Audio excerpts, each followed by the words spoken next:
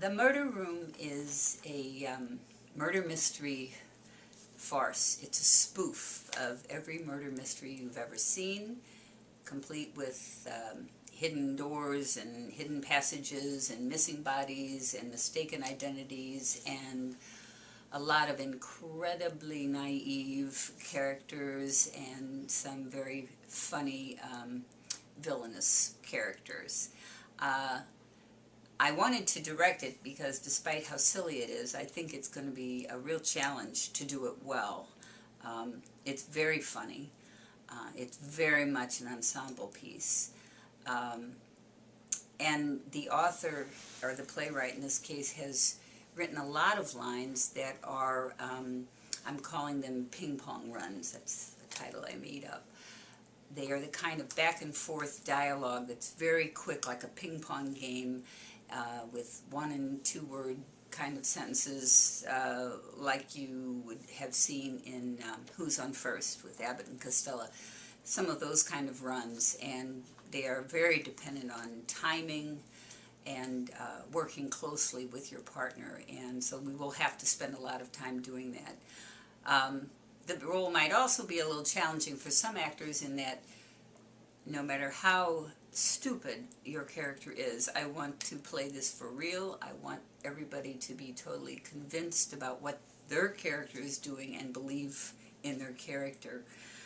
For example, the young woman who will play Susan, the daughter of the husband, she's in her early 20s, back from America after being there for 5 years, and she is, to put it nicely, incredibly naive.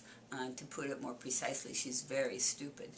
But you have to believe her, she has to believe herself, and she has to be charming. She has to be so charming that we all love her despite the fact that she's very stupid.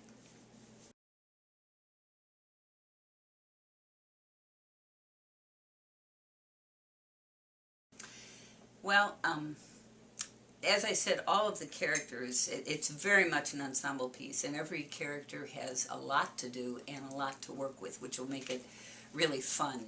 I hope I get some good actors because there are a lot of challenges here. For example, the man who plays Edgar, who is the victim and the missing husband, this actor will also play the role of Constable Abel. And to explain that is to say that Constable Abel and Edgar are the same person, but that's the persona Edgar takes on when he's at work at the police station. So he actually is both people. But to add to the confusion, he gets amnesia the first time he is knocked unconscious, and when he wakes up he only realizes that he's Constable Abel. So in fact Constable Abel comes back and starts investigating the disappearance of himself, or possible murder of himself. As far as the auditioners are concerned, what I'm looking for here is someone who can play the part well, but hopefully can create two such distinct characters that the audience won't realize it's done by the same actor until the final scene, which would be great. The character of Mavis is a wonderful character. I'm going to be looking for a strong actress who can take control of the scene when needed. Mavis is the very, very recent bride of Edgar and also the Black Widow in waiting. She wants to murder him. She has no morals. She is an excellent liar and very quick thinker. She lies her way out of many impossible situations. Definitely the villain, but I think we like her because she's as smart as the audience. She can see how ridiculous everyone around her is being, and it exasperates and frustrates her, and we feel her pain.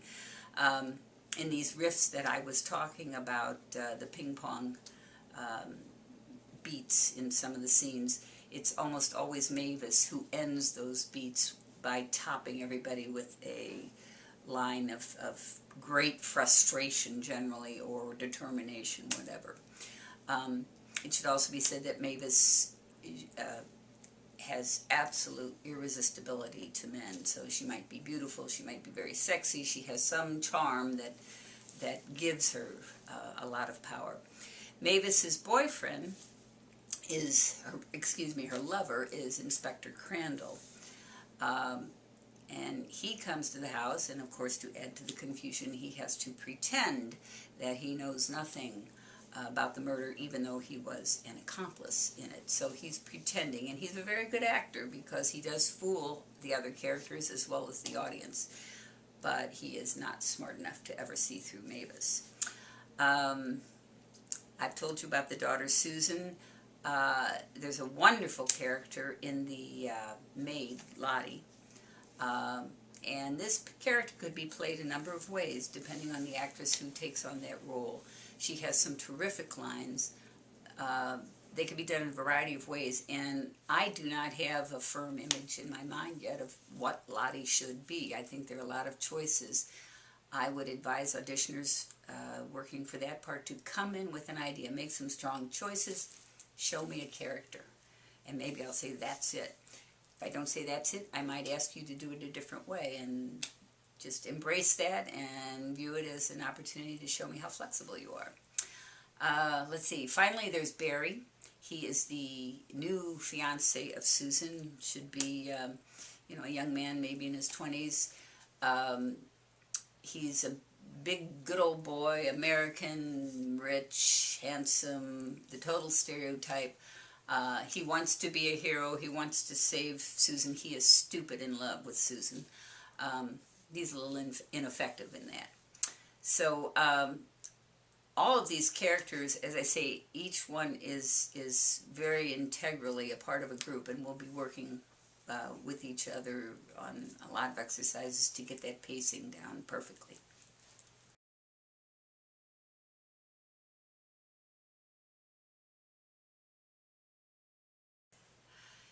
Accents, except for Barry, who's American, and possibly Lottie, everybody in the play should have a light British accent.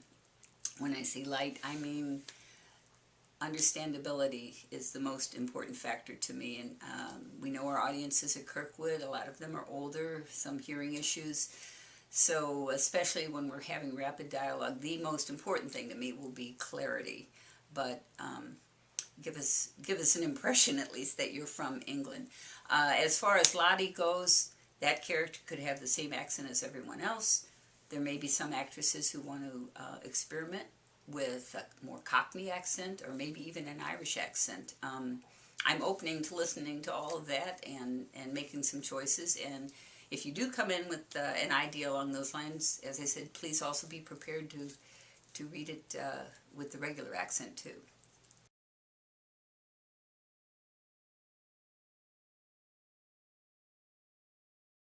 Rehearsal process is going to be a lot of work and a lot of fun, I hope.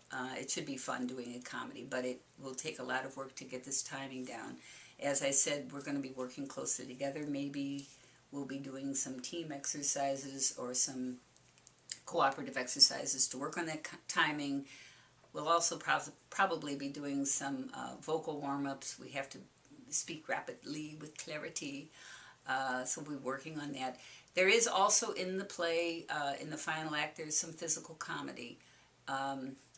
It makes me laugh. I don't know how many times Mavis faints in this show, and Susan faints, and I'm not sure if anybody else faints. We're going to have to devise some amusing ways of fainting, for example. But there is a lot of comedy that we will work on in the end that becomes physical.